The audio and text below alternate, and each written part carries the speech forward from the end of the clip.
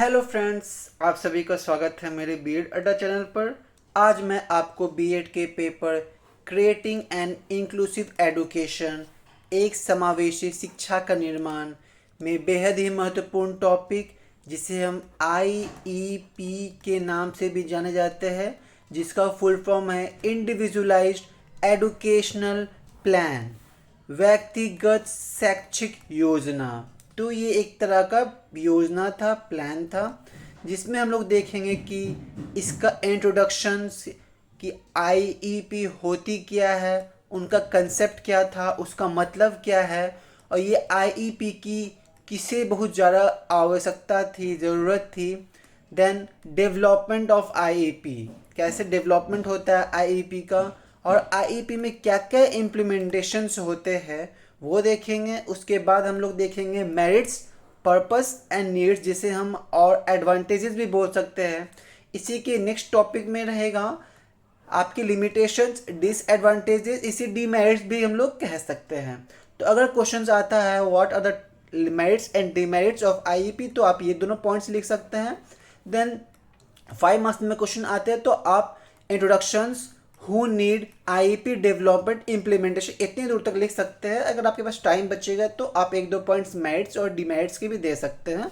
ये अक्सर आपके 5 to 10 मार्क्स में आता है। अगर ये 5 मार्क्स में आते हैं तो ज़्यादा कंसेप्ट के बारे में पूछा जाएगा, मीनिंग के बारे में जाएगा।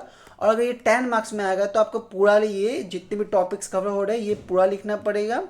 तो ये 10 मार्क्स में आते हैं आईईपी, इंडिविजुअलाइज्ड एजुकेशनल प्लान, और ये एक शॉर्ट फॉर्म में भी क्वेश्चंस पूछे जाते रहे हैं। तो चैनल तक बने रहिएगा, मैं आईईपी के बारे में बताता हूँ।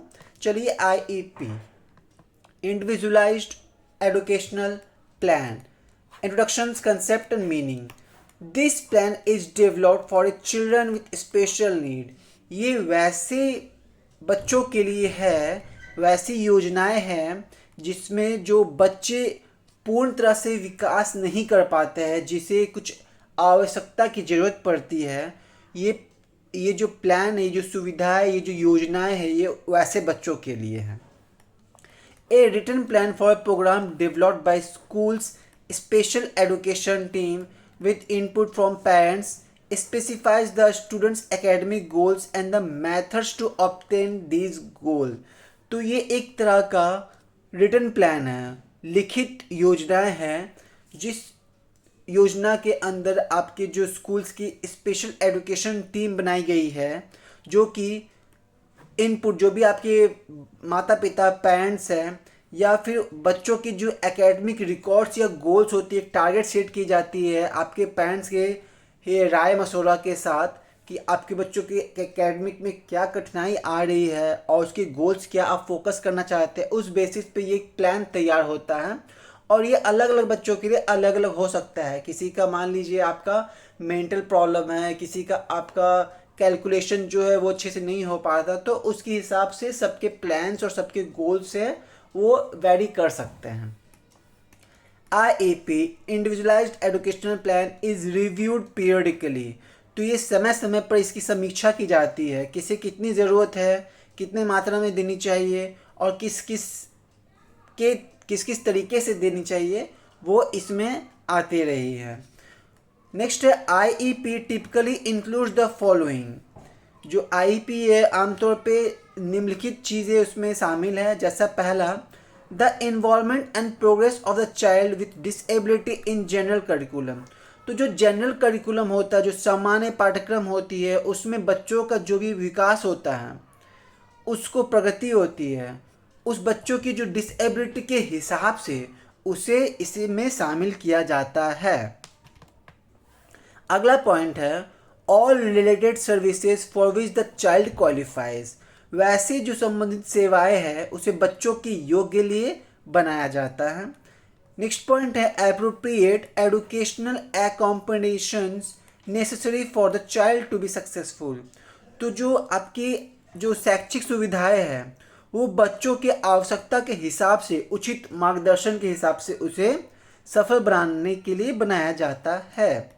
The child's present levels of educational performance.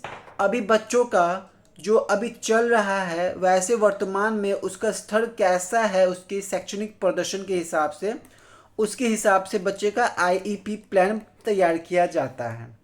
Measurable annual goals and objectives for the child's education, बच्चों का जो वार्षिक लक्ष्य और उद्देश्य होता है उसको मापा जाता है कि बच्चों को जो गोल्स है कितना हुआ और कितना बाकी रहा है, आप गोल अचीव किए कि नहीं किए। तो उसका बच्चों का जो आपका शिक्षा है उसके बेसिस पे आप ऑब्जेक्टिव उसको बना सकते हो, उद्देश्य देख सकते हैं। In IEP is a legal document, ये एक तरह का कानूनी दस्तावेज है जो कि डिस्क्राइब करता है exactly what special education services you child will receive and why. तो ये कानूनी एक तरह का दस्तावेज है जिसमें बताया जाता है कि जो आपकी शिक्षा की जो सुविधाएं दी जा रही है, जो सेवाएं दी जा रही है आपके बच्चों को, वो बच्चे क्या ले रहे हैं और ये सुविधाएं क्यों ले रहे हैं वो बताया जाएगा। पेपर डॉक्यूमेंटेशन पूरी अच्छी तरीके से बनाई जाती है, तो ये आईईपी के अंदर आती है। नेक्स्ट पॉइंट है, it will include your child's eligibility, present level of performance, services, goal and objective. वर्तमान में आपका बच्चा जो है वो आपकी किस चीज़ के लिए पात्रता रखता है, उसका जो अभी वर्तमान में जो परफॉर्मेंस जो प्रदर्शन कर रहा है एकेडमिक में, चाहे वो एकेडमिक या नॉन एकेडमिक में, उसे क्या क्या सुविधाएं की मिल रही है, उसका लक्ष्य और क्या उद्देश्य है, ये सभी आईईपी के अंदर शामिल होते हैं।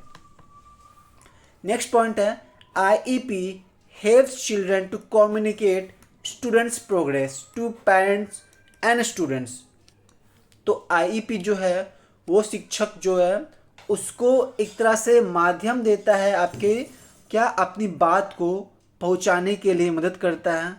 एक दूसरे से जो बात करते हैं हम लोग, तो उसमें क्या होता है, स्टूडेंट का जो बच्चे हैं, जो छात्र है, उनका जो प्रगति है ना वो बच्चों के साथ साझा मतलब पेरेंट्स के साथ साझा किया जाता है और स्टूडेंट को भी बताया जाता है। टीचर वार्तालाप करके बताते हैं उनका बच्चों का प्रोग्रेस क्या है उनके माता पिता को।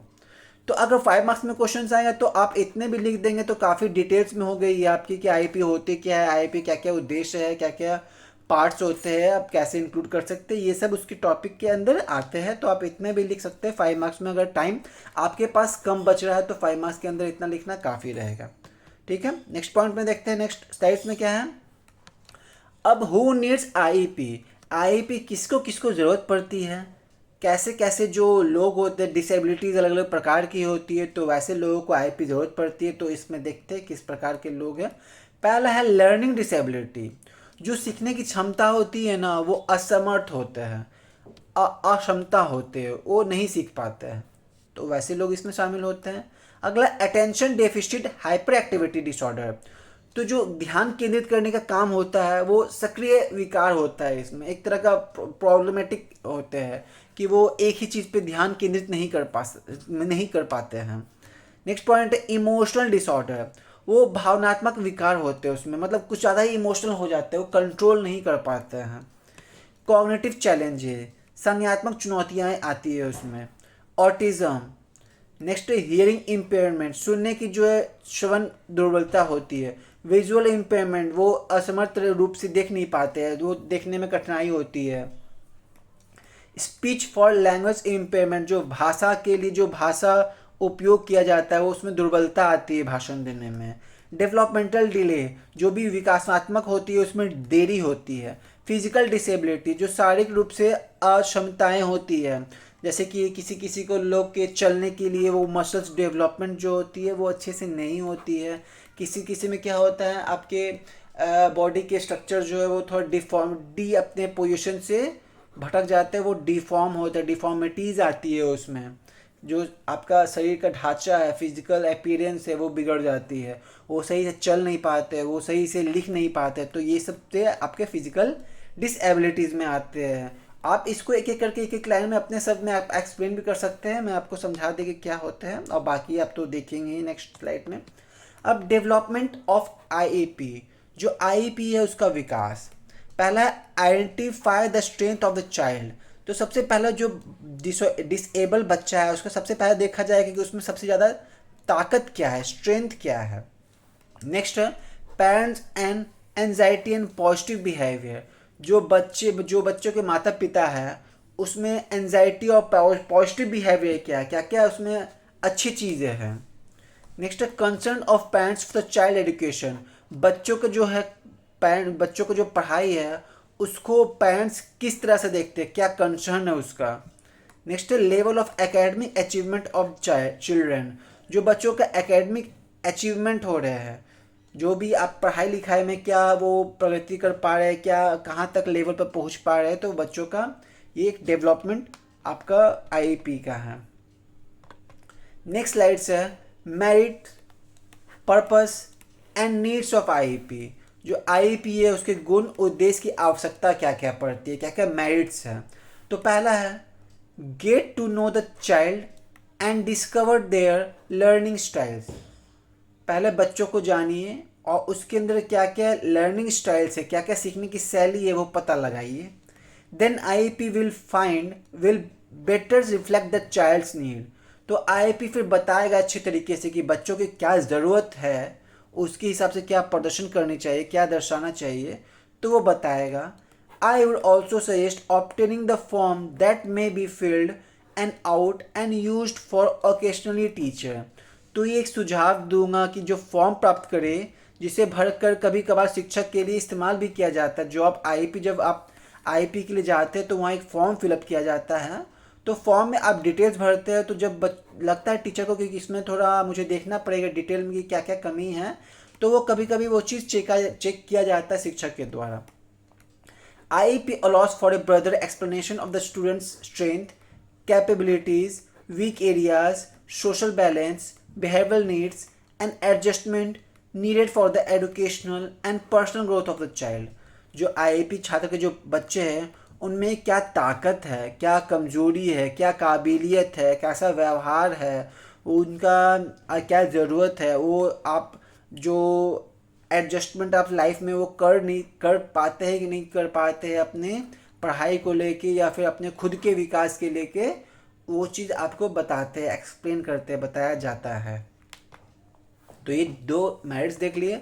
अब आगे मेरिट्स से थर्ड वाला पॉइंट्स में कि the information on the IEP के direct the teachers, parents and other professional to compile the information that will give student of a distinct advantage to reaching his educational requirement। तो जो IEP में information दिया जाता है वो ना कि सिर्फ टीचर ही इस्तेमाल करते हैं बल्कि पेरेंट्स और जो भी प्रोफेशनल है उस आईईपी से रिलेटेड है, उसमें आप एक तरह का सूचना देते हैं बच्चों के जो एडवांटेजेस के बारे में, उसके एजुकेशनल रिक्वायरमेंट्स क्या है। तो इससे पता चलेगा कि आप अगर उस रास्ते से भटक भी गए हैं तो आप उस फॉर्म पे चेक करके पता लगा सकते हैं कि उस बच्चों की क्या क्या आवश्यकता है एजुकेशन नीड्स से। नेक्स्ट पॉइंट है it allows for a clear understanding of the individuals personal need. तो बच्चों का एक सीधा साधा आपका स्पष्ट समझ दिया जाता है कि उसमें बच्चों की जो व्यक्तिगत आवश्यकताएं होती है वो क्या क्या है। The main purpose of IEP is to provide appropriate education. जो आईईपी का मेन पर्पस यही है, मेन जो आपका उद्देश्य, मुख्य उद्देश्य यही होता है कि बच्चों को जो एडुकेशनल दिया जा रहा है वो सही से दिया जाए। उसके ट्रेनिंग जो है हर एक बच्चों को, मेंटल रिटार्डेशन भी अगर मानसिक मानदंड भी होते हैं तो प्रत्येक बच्चों को उचित शिक्षा और प्रशिक्षण प्रदान करना ही आपका मेरिट में आता है। अगला पॉइंट है as no two mentally retarded children have similar abilities and needs the development of IEP depends on the needs of the child. तो कोई दो बच्चा जो मानसिक रूप से ग्रसित है वो उन दोनों की जो काबिलियत है या फिर जो क्षमताएं हैं वो एक जैसी नहीं होती है। इसलिए आईईपी का विकास बच्चों की जो भी ज़रूरत होती है उस पर निर्भर करता है। नेक्स्ट पॉइंट है IEP allows for a broader explanation of the student's strength, capabilities, weak areas, social balance, behavior needs, and adjustment needed for the educational personal growth of the child। तो आईईपी जो है वो एक छात्र को उसकी ताकत बताता है, उसकी जो काबिलियत है, उसकी जो कमज़ोर क्षेत्र है या फिर आपके शारीरिक संबंधित व्यक्तिगत बिहेवियर है वो दर्शाता है आपके आईईपी में। तो नेक्स्ट पॉइंट है the information on the IEP can direct the teachers. तो ये इंफॉर्मेशन जो है आईईपी में टीचर्स को डायरेक्ट करता है। आई थिंक ये पॉइंट रिपीट हो गया, तो मैं नेक्स्ट पॉइंट पे जाता हूँ। अब वो जो जितने भी पॉइंट्स मैं मेरिट्स में बताया वो आपके statement long type paragraph type में आप लिख सकते हैं। पॉइंट वाइज में आप पॉइंट वाइज पैराग्राफ बोल सकते हैं या फिर पॉइंट वाइज लिख सकते हैं, और कुछ कुछ होते हैं पॉइंट वाइज लिख सकते हैं। और जैसे कि ये जितने भी पॉइंट्स है इसमें क्या है कि आप डायरेक्टली एक पॉइंट लिख दिए, उसके बाद उसको एक्सप्लेन कर दिए। तो इसमें आप क्या है कि आपको जो टीचर्स मार्क्स देते हैं वो एक टॉपिक बस देख लेते हैं, आप अंदर आप उसको एक्सप्लेन कर देते हैं, तो टीचर्स उतना नहीं पढ़ते, बस हेडिंग्स पढ़ लेते। तो इसमें आप मार्क्स ऐसे भी ला सकते, ज़्यादा ला सकते हैं अगर आप उसको टॉपिक को अंदर उसके बारे में लिख देते हैं। तो आप चाहो तो वैसा भी लिख सकते हैं या फिर आप चाहो तो इस तरह भी लिख सकते हैं। तो चलिए देखते हैं। पहला इंडिविजुअल नीड, जो व्यक्तिगत ज़रूरतें हैं उसके बारे में आप लिख सकते हैं। जैसे मेंटली रिटार्डेड पर्सन है तो उसको आपको जो टीचर्स को है फोकस ज़्यादा करना पड़ेगा बच्चों के ऊपर, क्योंकि वो अच्छे से आपकी मानसिक विकास नहीं हो पाया है उसका। तो उस तरह से उसको मैथ सॉल्व करने के लिए रीजनिंग टाइप के जो तार्किक क्वेश्चन होते हैं, रीजनिंग है होते हैं, उसमें थोड़ी कठिनाई होती है, तो उसमें उसको ज़्यादा फोकस करना पड़ता है। दूसरा पॉइंट है एप्रोप्रिएट कम्युनिकेशन, जो संचार तरीके से होती है वो अच्छे से हो, उचित मार्ग से हो, जिससे क्या होता है आपका मैसेज आप कैसे अपने टीचर को देते हैं, जिसके कारण टीचर को समझ में आना चाहिए कि आप बोलना क्या चाह रहे हैं। जैसे कोई कोई गूंगा बच्चा है टीचर से बात करना चाह रहा है, तो किस तरीके से बात करेगा, साइन लैंग्वेज में इशारा इशारा इशारा करके बात करेगा, तो टीचर को समझ में आएगा कि आपको क्या ज़रूरत है, तो वो कम्युनिकेशन मीट से कर सकते हैं। तो उचित संचार उसमें होना आवश्यक था। अगला पॉइंट है बेनिफिशियल टू चाइल्ड, तो बच्चों के लिए जो है ये फ़ायदेमंद होते, तब फ़ायदेमंद होते जब आपका ज्ञान का आदान प्रदान हो सके। डेवलप इननेट कैपेबिलिटीज़, जो उनकी क्षमताएं है, जो जन्मजात से उसकी जो क्षमताएं है उसका विकास करना ही आईईपी के अंदर आपका मेरिट्स लिस्ट में आता है। नेक्स्ट है मॉडिफाई बिहेवियर, जो उसके व्यवहार है उसमें बदलाव आएगा, क्योंकि पहले जो बच्चा को लोग बोलते थे कि ये आपका विकलांग है, ये कुछ नहीं कर पाएगा, तो उससे वो एक बाहर निकलने का एक मौका मिल पाएगा कि वो शिक्षा के माध्यम से अपने बिहेवियर, अपने जो व्यवहार है उसमें परिवर्तन लाए और सीखने की कोशिश करे। शिक्षा में जो भी सिखाया जा रहा है उसे अपनी लाइफ में उतारने की कोशिश करे, तो ही आपका व्यवहार में बदलाव आएगा। अगला पॉइंट है अवेयरनेस ऑफ प्रोग्राम, जो भी कार्यक्रम होते हैं उससे आप लोगों को जागरूक कर सकते हैं और खुद भी जागरूक हो सकते हैं। इम्प्रूव स्टूडेंट्स प्रीवियस प्रोग्रेस, जो भी बच्चों का जो पिछली प्रगति हो रही है उसके मुकाबले में आप और अच्छा प्रदर्शन कर सकते हैं। इंश्योर्स एक्सेस टू करिकुलम, जो भी पाठ्यक्रम है पाठ्यक्रम तक पहुंच सुनिश्चित करना ही आईपीए का उद्देश्य है। Easy to maintain and review, ये बहुत ही आसान तरीका है कि आप इसको रख रखाव कर सके और समीक्षा कर सके बहुत ही आसान तरीके से। आईपीए फॉर्म के जरिए पेरेंट्स को और टीचर्स को पता होता है कि बच्चों की क्या ज़रूरत है, क्या आवश्यकता है, कैसा प्रोग्रेस है और क्या क्या आपकी उसकी खुद की ज़रूरत है और क्या उनके इनेट कैपेबिलिटीज़ है, स्किल्स है। नेक्स्ट पॉइंट है measure how is a child's progress, बच्चों का जो प्रोग्रेस है प्रगति हो रही है उसको आप अच्छे से माप सकते हैं, मापने का काम कर सकते हैं। नेक्स्ट पॉइंट है parents get inform of that progress, जो भी बच्चों का प्रोग्रेस हो रहा है, प्रगति हो रही है, इस माध्यम से आप अपने बच्चों के जो माता पिता है उसको आप बता सकते हैं कि आपका बच्चा इस क्षेत्र में अच्छा काम कर रहा है as compare to the previous progress, जो पहले से प्रगति हो रही है उसमें आपका कितना बदलाव हुआ है वो आप बता सकते हैं। तो यहाँ तक मेरिट समझ में आ गया। अब देखते हैं ये लास्ट टॉपिक रहेगा हमारा लिमिटेशंस डिसएडवांटेज, और इसको हम लोग डीमेरिट्स भी बोल सकते हैं। तो पहला इसमें है low self esteem for students, जो छात्रों के लिए कम आत्मसम्मान होते हैं। तो आईपी में होता क्या है ना, वो डिसेबिलिटीज जो स्टूडेंट है ना उसके लिए अलग से स्कूल होता है, तो उसमें जो कॉन्फिडेंसी लेवल है, जो आत्मसम्मान है ना वो घटने लगता है। वो खुद से गिलानी महसूस करता है कि भाई मैं तो अपने परिवार के लिए एक बोझ बन गया, मैं फिजिकल डिफॉर्म हूँ, और मैं या तो फिर मैं मेंटली हूँ तो मैं कुछ कार्य भी नहीं कर सकता हूँ दिमाग वाला, तो ये चीज़ थोड़े उसके आत्मसम्मान की बात आ जाती है यहाँ पे। Many children do have low self-esteem once they are labeled as they feel they are not as smart as others।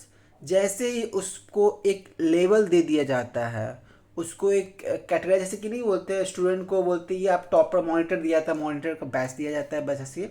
जैसे कि आप एग्जांपल में बता सकता हूँ, जैसे कि क्लास है, एक क्लास में मॉनिटर चूज़ होता है, तो मान लीजिए मॉनिटर जो है उसका जो चूज़ करने का कि मॉनिटर कौन बनेगा, टॉपर को अगर मान लीजिए बनाते हैं कि टॉपर जो है वही आपका बॉयज़ या फिर जो भी गर्ल्स हो, बॉयज़ और गर्ल्स के बीच में मॉनिटर बनाया जाता है जो टॉपर्स हो।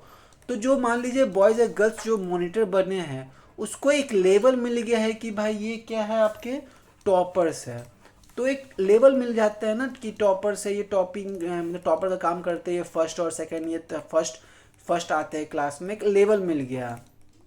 तो लेवल मिलने के बाद ना उसका थोड़ा लेवल जो होता है या तो फिर हाई हो सकता है या लो हो सकता है। तो ये मैं क्लास के बारे में बताया, बट ये क्लास के हिसाब से, बट डिसेबिलिटीज़ के हिसाब से क्या होता है, उसे डिसेबल्ड का एक लेवल मिल जाता है। These students may feel that they cannot do well in school and are not smart। वो स्टूडेंट ना एक तरह से महसूस करते हैं, खुद को फील करते हैं कि मैं उतना मतलब कारीगर नहीं हूँ, मैं अच्छा नहीं हूँ पढ़ने में, मैं उतना होशियार नहीं हूँ, मैं वो अपने अंदर फील करते, महसूस करते हैं। नेक्स्ट पॉइंट है low expectation from the parents and teacher. जैसे ही वो लेवल लग जाता है तो ना उसके जो माता पिता होते हैं उससे अपेक्षा, और जो टीचर शिक्षक होते हैं उसकी अपेक्षाएं बहुत कम रहती है अपने बच्चों से। पेरेंट्स एंड टीचर्स में be guilty of having low expectation for the children with special needs. तो ये एक तरह से माता पिता और जो आपके शिक्षक है वो भी इसमें एक तरह के दोषी ही पाए जाते हैं, क्योंकि उन्हें बच्चों से एक लो एक्सपेक्टेशन कभी भी नहीं करनी चाहिए। जो आपकी अपेक्षा, जो भी बच्चे कम अपेक्षा रखने हैं उसे दोषी माना गया है, क्योंकि आप एक्सपेक्टेशन आप थोड़ा हाई रखेंगे तभी मनोबल बच्चों का भी बढ़ेगा कि हाँ यू कैन डू इट। आप उसको इनकरेज कर सकते हैं, प्रोत्साहित कर सकते हैं। They may believe the students can not do what is required of other students. तो स्टूडेंट जो है वो मानते हैं, ऐसा मानते हैं कि वो दूसरों के बच्चों के मुकाबले वो अच्छा नहीं कर सकते, इसी के कारण जो उनके सीखने की जो क्षमता होती है वो ही काफ़ी कम होती है as compare to the general students. ये 2 पॉइंट्स हो गए। अब तीसरा पॉइंट्स है पीयर इश्यूज।